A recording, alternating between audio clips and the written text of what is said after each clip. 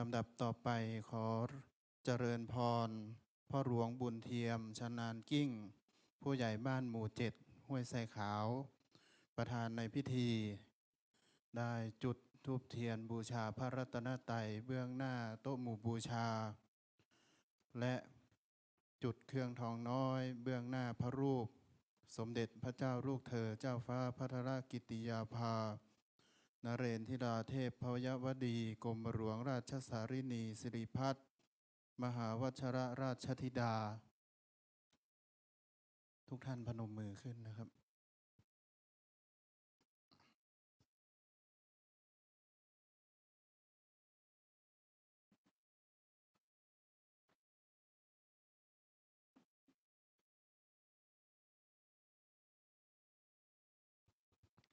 ทุกท่านยืนขึ้นครับ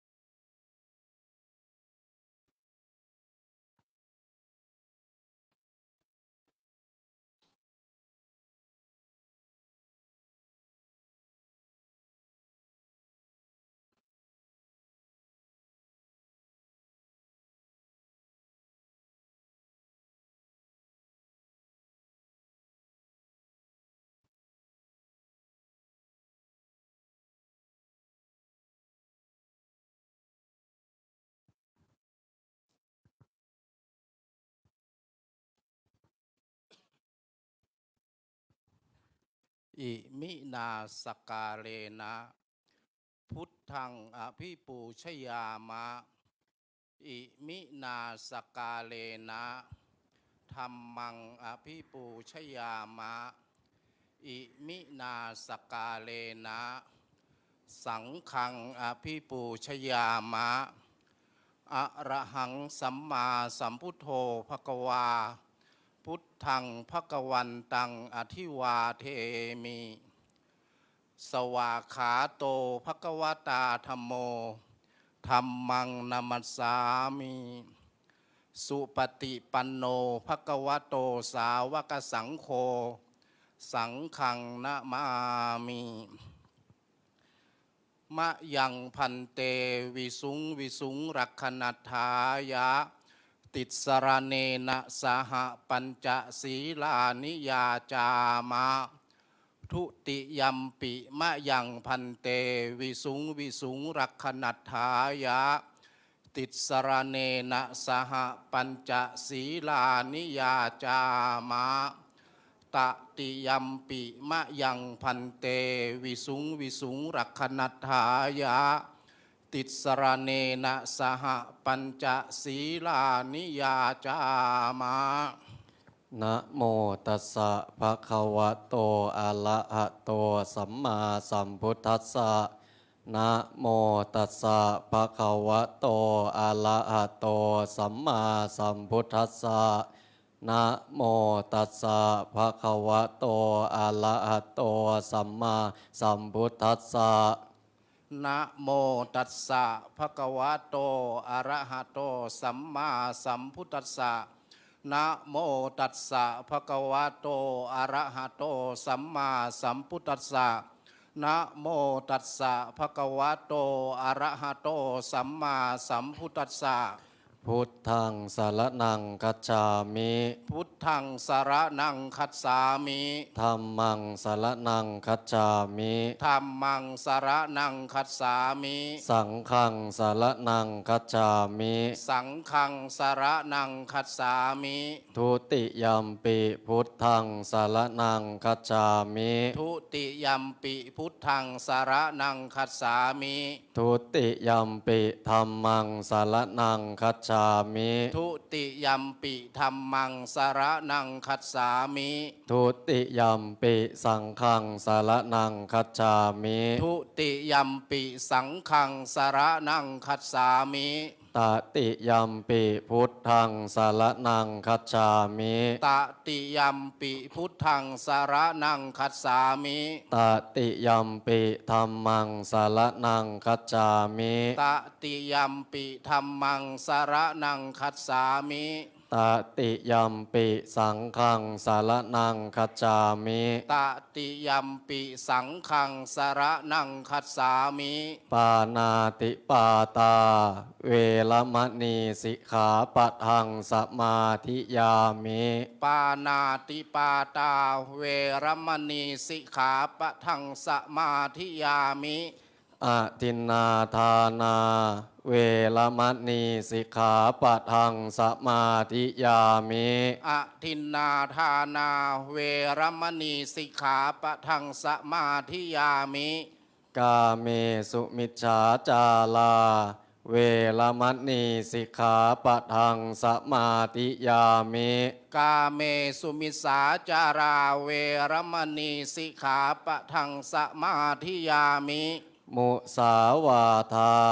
เวรมณีสิกขาปะทังสมาธิยามิ มุสาวาทาเวรมณีสิกขาปะทังสมาธิยามิ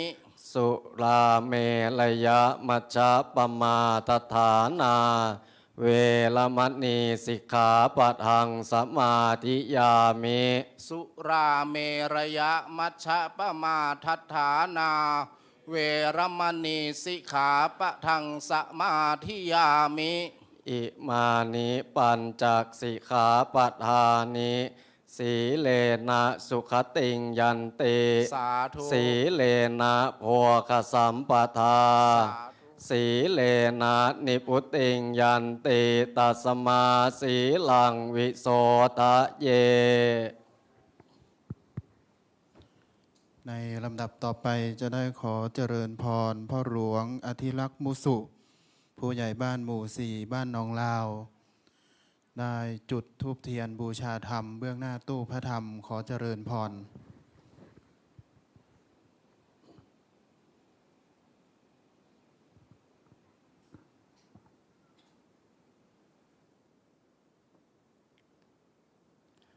นะโมตัสสะภะคะวะโตอะระหะโตสัมมาสัมพุทธัสสะนะโมตัสสะภะคะวะโตอะระหะโตสัมมาสัมพุทธัสสะนะโมตัสสะภะคะวะโตอะระหะโตสัมมาสัมพุทธัสสะกุศลธรรมาอกุศลธรรมาอภยากตาธรรมากตเมธรรมากุศลายสมิงสมะเยกามาวจลังกุศลังเจตังอุปันนังโหติโสมนัสสะกตังญาณสัมปยุตตังรัวปารามมนังวาสัทธารามมนังวามนังวาลสารามมนังวาโพ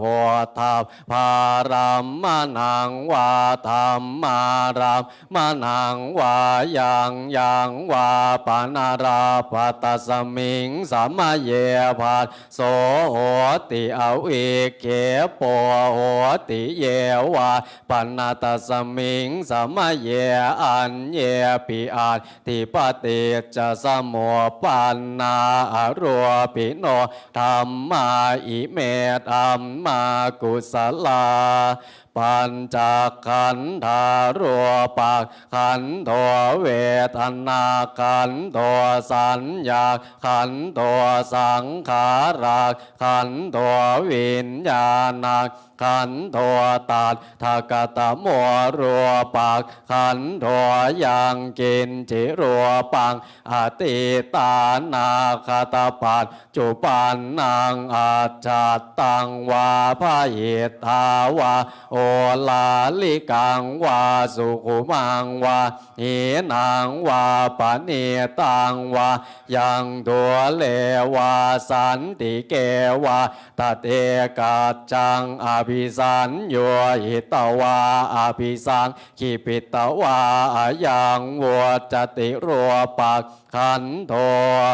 สังฆโหอสังฆโหสังฆหิเต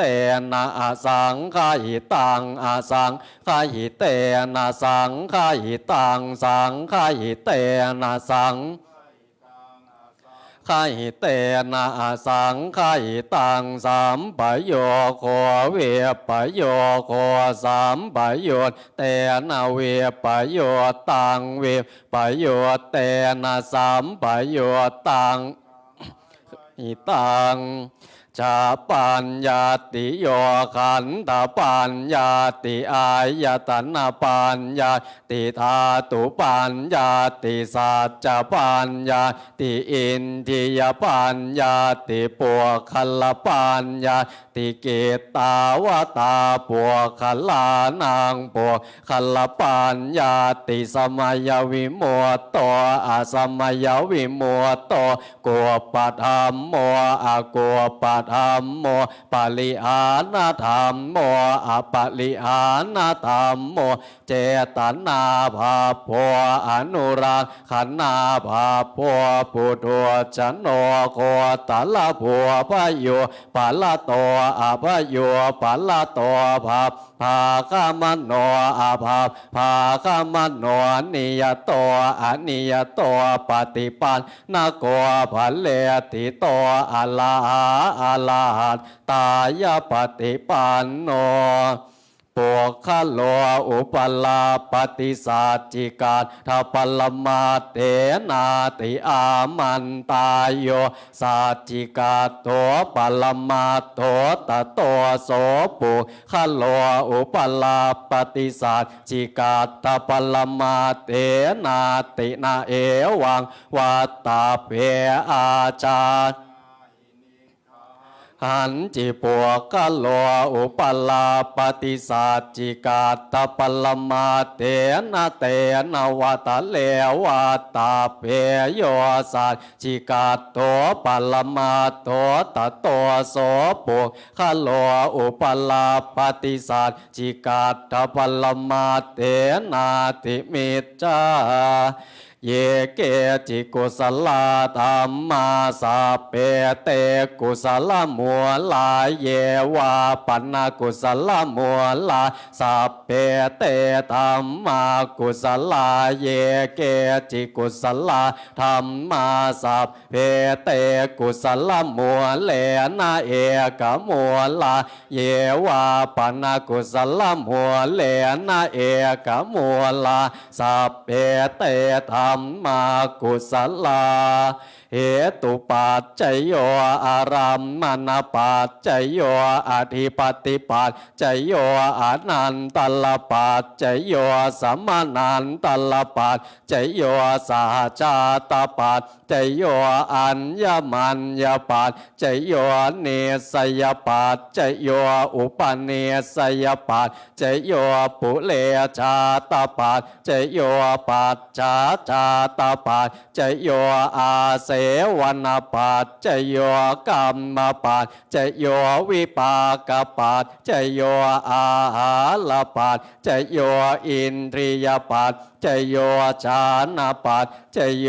มรรคปัจจโยสัมปโยตปัจจโยเวปโยตปัจจโยอาติปัจจโยนาติปัจจโยวิคตปัจจโยอวิคตปัจจโย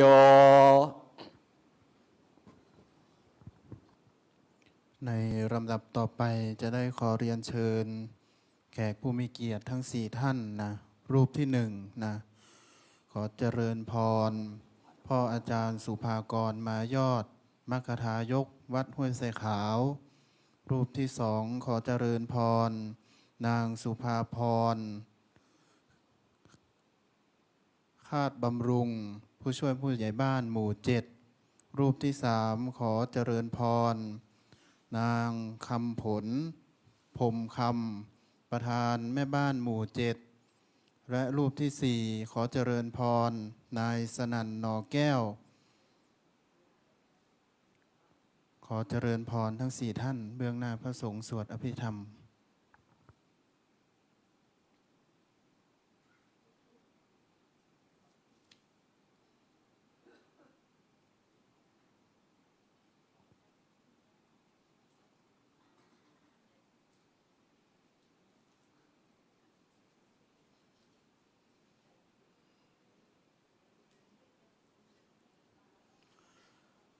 และในลำดับต่อไปจะได้ขอเรียนเชิญ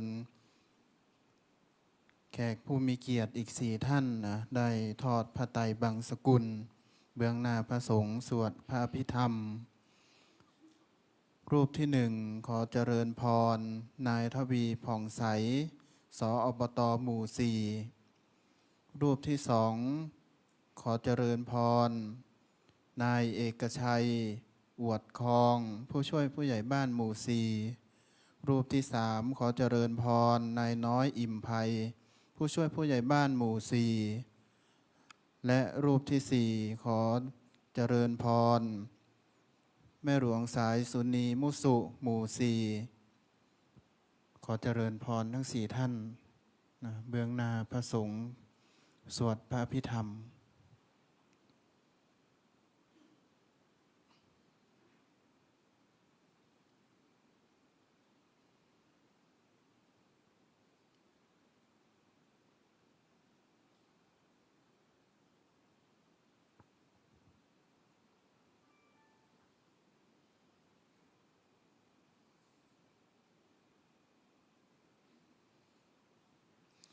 ในลำดับต่อไปจะขอนิมนต์พระสงฆ์ได้สดับประกรณ์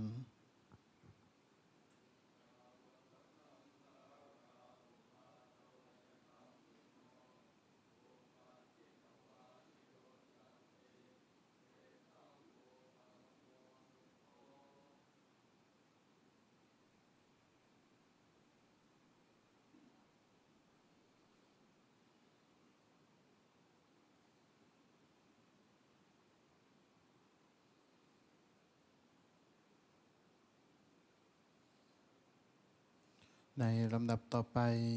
จะได้ขอนิมนต์พระสงฆ์สวดพระอภิธรรมทั้งสี่รูปได้อนุโมทนาให้พรเป็นลำดับต่อไปยะถาวาลิวะหาปุลาปาลิปุเรนติสากลังเอวะเมวะอิตโตทินังเปตานังอุปกปปติอิจิตังปฏิตังตุมหังคิปะเมวะสมิจจโตสัพเพปุเรนตุสังกปาจันโทปนะละโส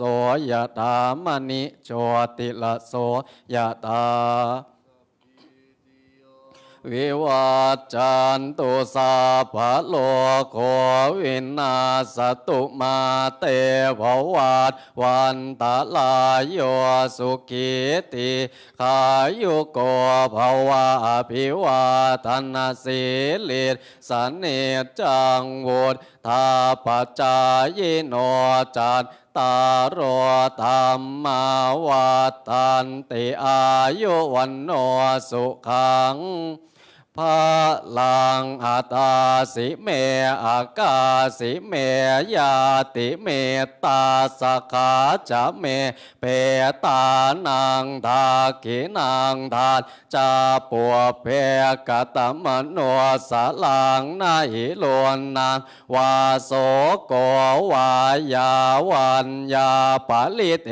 วนานาตังเปตานามาทายาเอวังติทันติยาตโยอายัญจะโคทากินาเทนนาสังฆัมหิสุปเตติตาเทขลาต ตังหิตายาสถานาโสอุปกาปฏิโสยาติธรรมโมจายังนิทัสสิโตเปตานาปัวจาจักตาอุลาลาภลันจะภิกโขนามโนปะเทนนางตุมเหหิปุญญังปัสสุตังอนาปกันเตภวะตัวสาพมังคลังลักขันตุสาพเทวตาสัพพะพุทธานุภาเวนัสสตาโสติภวันตุเตภวตุสาพมังคลังรักขันตุสาพเทวตาสัพพะธรรมานุภาเวนัสสตาโสติภวันตุเตภวตุสารักขันตุสาพเทวตาสัพพสังฆานุภาเวนัสสตาโสติภวันตุเต ในลำดับต่อไปขอนิมนต์และขอเจริญพรทุกท่านได้อยู่ในอาการอันสงบ เพื่อที่จะได้เจริญจิตตภาวนาถวายเป็นพระกุศลแด่สมเด็จพระเจ้าลูกเธอเจ้าฟ้าพัทรกิติยาภานเรนทิราเทพพยวดีกรมหลวงราชสารินีสิริพัฒน์มหาวชรราชธิดาเป็นเวลา1 นาที 47 วิ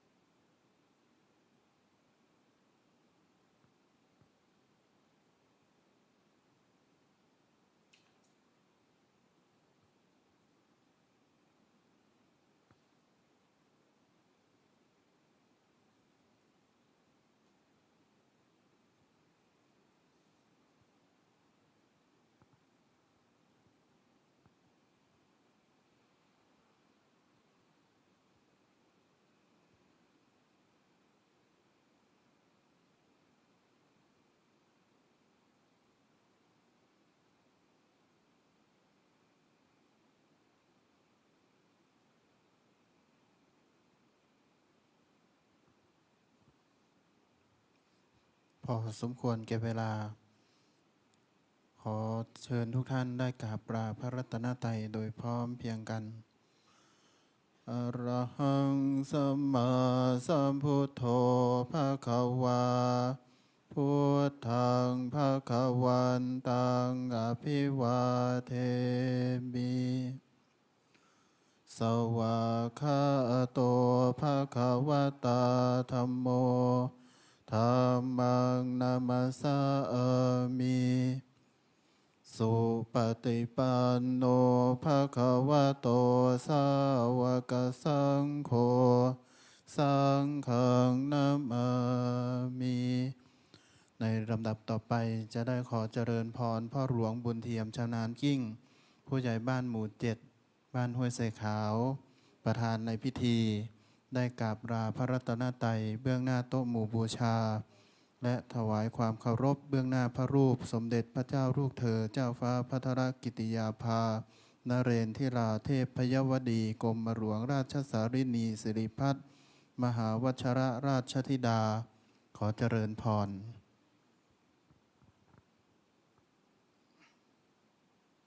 ขอทุกท่านพนมมือขึ้น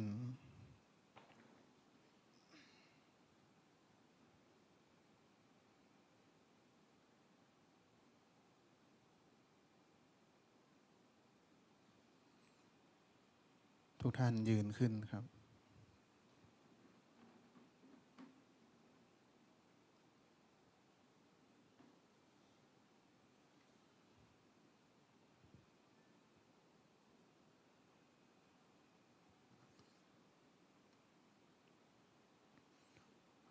บัดนี้พิธีบำเพ็ญกุศลสวดพระอภิธรรม เพื่อถวายเป็นพระกุศลแด่สมเด็จพระเจ้าลูกเธอ เจ้าฟ้าพัทรกิติยาภานเรนทิราเทพพยวดีกรมหลวงราชสารินีสิริพัฒน์มหาวัชรราชธิดา ได้เสร็จสิ้นสมบูรณ์แล้วอาตมาภาพก็ขออนุโมทนาบุญกับท่านประธานในพิธี และผู้มีจิตศรัทธาทุกท่านที่ได้ร่วมบำเพ็ญกุศลในครั้งนี้ ขออำนาจคุณพระศรีรัตนตรัยและผลแห่งบุญกุศลที่ได้บำเพ็ญแล้วจงอภิบาลรักษาทุกท่านให้ประสบแต่ความสุข ความเจริญ มีสุขภาพพรรณนามัยสมบูรณ์ และมีความร่มเย็นเป็นสุขโดยทั่วกัน ขอเจริญพร